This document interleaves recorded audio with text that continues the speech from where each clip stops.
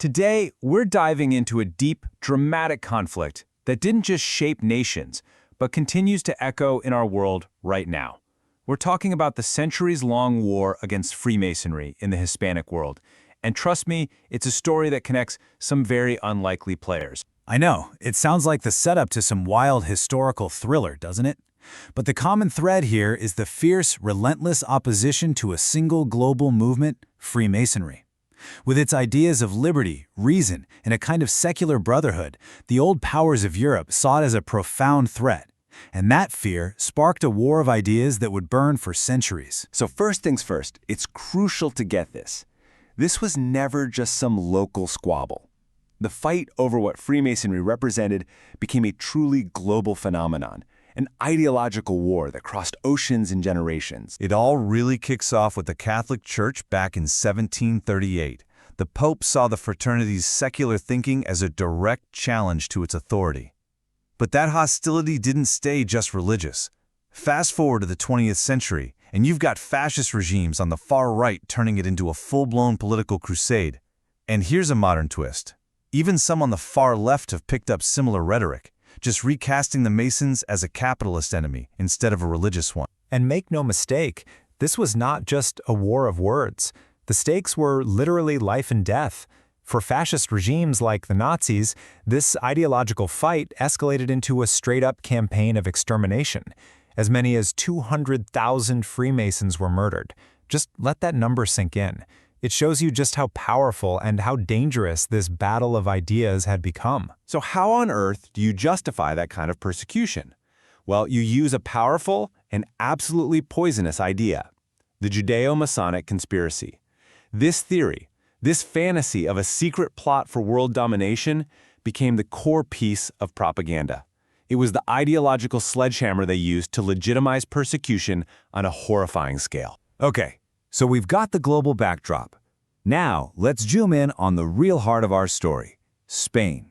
Because this is where the conflict took a really unique and faithful turn, making it the key battleground in this whole war of ideas. You know, in the 18th and 19th centuries, the rest of the Western world was basically on fire with democratic revolutions, often fueled by those Masonic ideals of liberty and equality. But Spain was the great exception.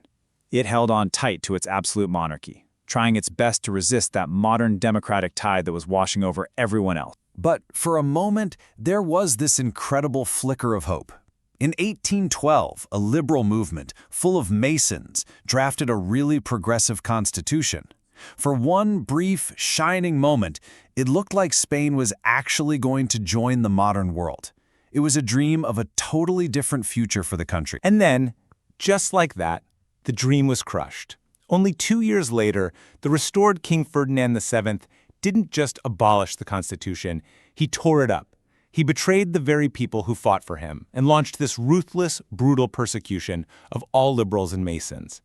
And that single act, that betrayal, it didn't just suppress a movement, it basically supercharged anti-Masonry in Spain for more than a century, an animosity that would find its ultimate expression under the dictator Franco. So, the liberal flame was stamped out in Spain. End of story, right? Not even close. Because that act of suppression had this incredible, unintended consequence. A torch had been lit, and it was about to be carried across the entire Atlantic Ocean. You see, the failure of Spain's liberal dream directly lit the fuse for the independence movements all across Latin America. This wasn't a brand new fight. It was the exact same struggle for liberty, just moving to a new arena. This was, for all intents and purposes, round two. And the leaders of these revolutions? We're talking about legendary figures like Simón Bolívar and José de San Martín, many of whom were Freemasons themselves. And they weren't alone. They had a whole global network of support, from liberals and Masons in Europe and the US. But here's the most incredible irony. They even got help from their Masonic brothers inside Spain, men who chose to put their shared ideals of liberty above their own country's colonial power. It was an international movement for an idea. But as Bolívar's tragic story shows us, winning the war was one thing, building stable nations from the ashes was a whole other, heartbreakingly difficult challenge. All of this history, the fighting, the revolutions, the big ideals, it all leads us to this central, fascinating paradox. Despite Freemasonry's huge role in liberating an entire continent, you could argue that the anti-Masonic side still claimed a long-term victory in the Hispanic world. The question is, how did they pull that off? Well, it turns out that victory for the forces of suppression came in two very different flavors. One was all about brute force.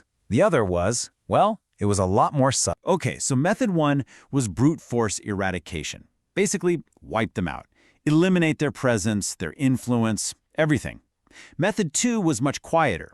Neutralization.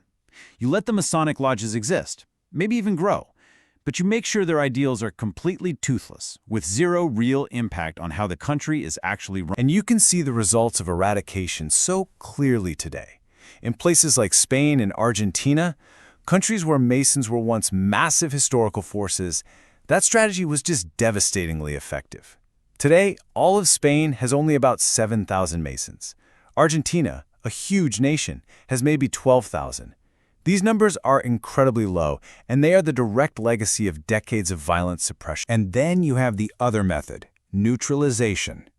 In a country like Mexico, for example, you'll actually find a pretty significant number of Masons, a clear legacy of their revolutionary past. But their core ideals of liberty and good government, they've been effectively neutralized, trapped inside political systems that might look democratic on paper, but are often deeply corrupt or just plain dysfunctional. So they have the members, but they don't have the impact. So, why are we talking about all this? Why does it matter today? Because this conflict isn't just some dusty chapter in a history book. Its ghost is still very much haunting the Hispanic world. I mean, just think about this. In 21st century Spain, after the horrific 2004 Madrid train bombings, what ancient toxic narrative was pulled out by some in the media to explain the attack? The Judeo-Masonic conspiracy. It's proof that this historical hatred isn't gone. It's just dormant, lying in wait for a crisis to give it an excuse to come roaring back. And that really brings us to the final thought here. When you look at all of it, the centuries of conflict, the revolutions, the conspiracy theories that just won't die, you have to ask yourself, was this ever really just about a secret men's club? Or was it, and maybe does it remain, a much, much deeper battle for the very soul of a culture? A fundamental clash between an open, secular worldview and a closed, dogmatic one. A fight that in many ways is still being waged today.